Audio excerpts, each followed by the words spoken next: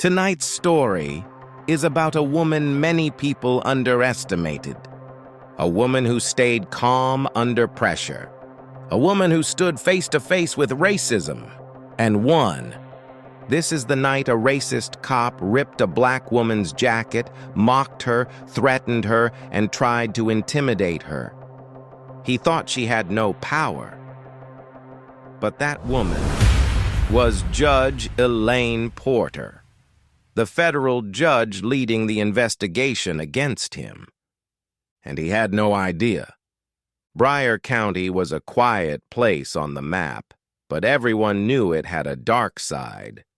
And much of that darkness came from one man, Deputy Travis Harkin. Harkin had a reputation, not for bravery, not for good police work, but for attitude. He was the kind of officer who loved pulling people over, especially black drivers. He loved making people nervous, loved hearing fear in their voices, loved the power. 3 years earlier, he received his first complaint for roughing up a teenager during a traffic stop. Nothing happened. A year later, he pushed a pregnant woman against her car and said she was resisting. Again, nothing happened. 2 months ago, he pulled a man out of his car by the collar because the man asked for his badge number. Still nothing.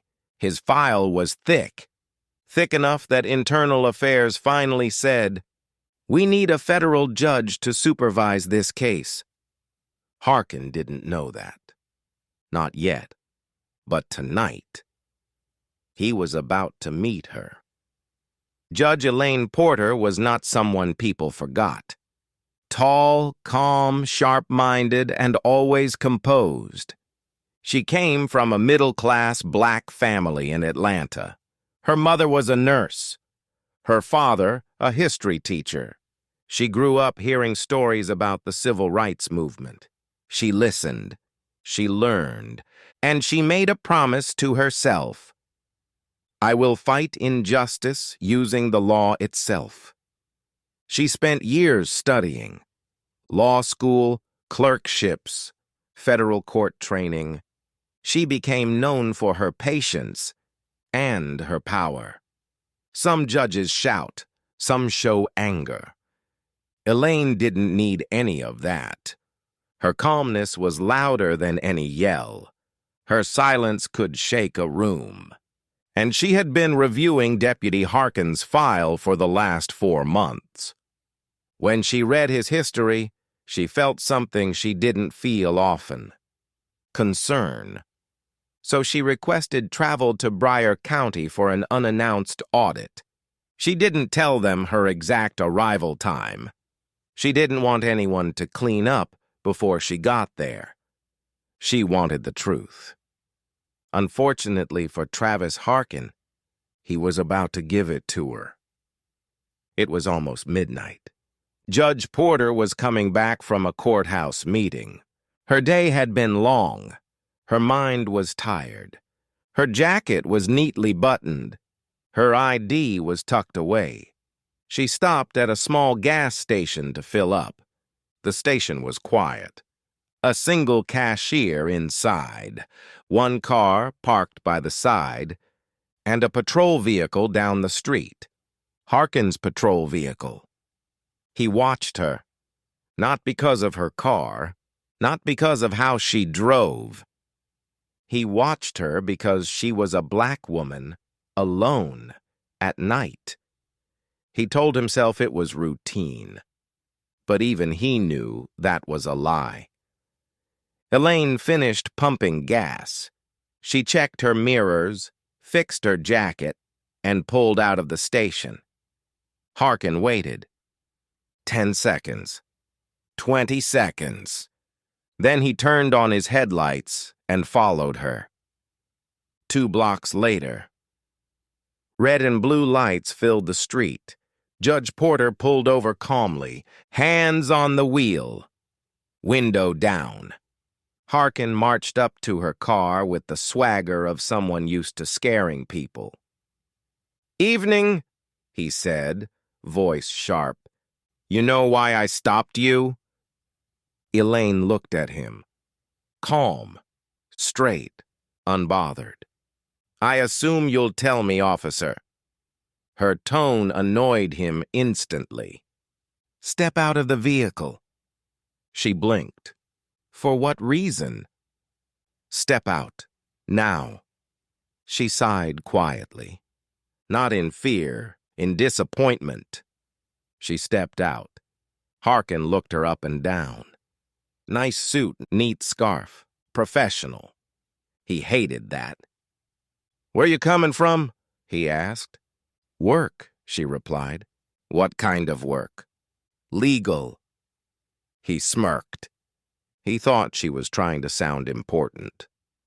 Legal? Like a secretary at a law office? Something like that, she said. That answer frustrated him even more. He grabbed her arm without warning, and then he ripped her jacket. Not a little tear, a full, violent pull. The sleeve ripped almost completely off. Elaine stumbled. A soft gasp escaped her lips.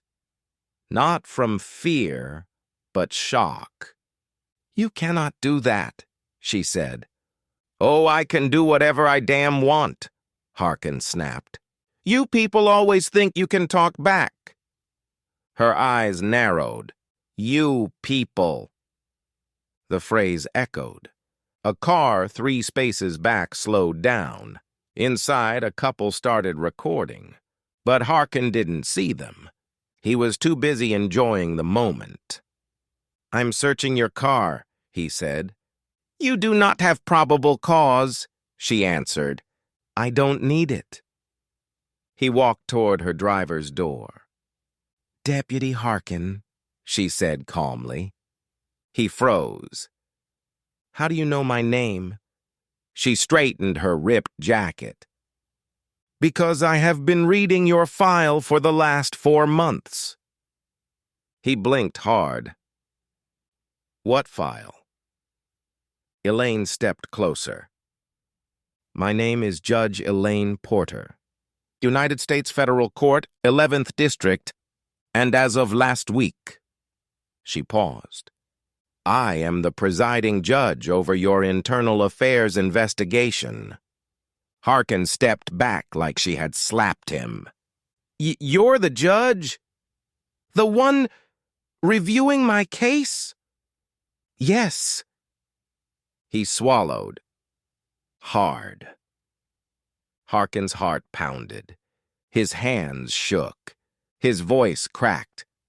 Look, Judge Porter, I didn't mean I thought. You were swerving. Elaine didn't raise her voice. She didn't look angry. She simply stated facts. You conducted an unlawful stop. You used unnecessary force. You destroyed my clothing. You violated my civil rights. And you said you people. Harkin opened his mouth, but no words came out. He was pale, sweating, frozen. Just then, more officers arrived, and because he had radioed a hostile driver. The first sergeant approached. What's happening here? Elaine turned. I recommend you turn your body cam on, Sergeant, and record everything. The sergeant looked at her face, then at her ripped jacket, then at Harkin shaking. He knew exactly who she was. His camera beeped on. Yes, Your Honor. Within minutes, the sergeant ordered, Deputy Harkin, step to the curb. Handcuffs clicked. Miranda rights spoken.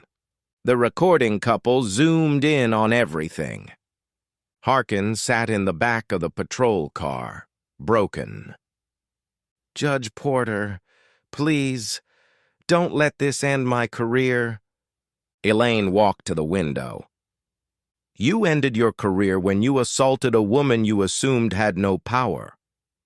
He shook, tears forming. And when you said "you people," the world will hear it. 3 days later, the Bryan County Sheriff's Office held a meeting. Internal Affairs brought boxes of complaints, video clips, witness statements, old cases reopened. Judge Porter sat at the head of the table, not as a victim, as the investigator. The room was silent as she read the findings. Harkin's record contained 14 excessive force complaints, 7 racial profiling complaints, 4 falsified incident reports, 2 missing body cam clips, 1 accusation of planting evidence, and the latest, assaulting a federal judge. He was suspended immediately, charged the next morning, terminated by the end of the week. His police union refused to defend him. His sheriff refused to speak publicly. His own partner said he finally got what he deserves. The couple who recorded the stop uploaded the video. It went viral in hours. The title read, "Racist Cop Attacks Black Woman, Then Learns She's the Judge Investigating Him." Millions watched. News channels replayed it. Harkin became the face of police racism overnight. People demanded answers. Protests formed outside the department. But Elaine stayed silent.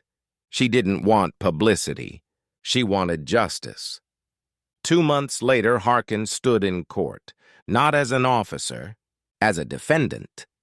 Judge Porter walked in wearing her robe, calm, steady, controlled. Harkin couldn't look at her. She read the verdict slowly. Deputy Travis Harkin, you violated civil rights. You abused your authority. You used unnecessary force. You engaged in racist behavior. She paused.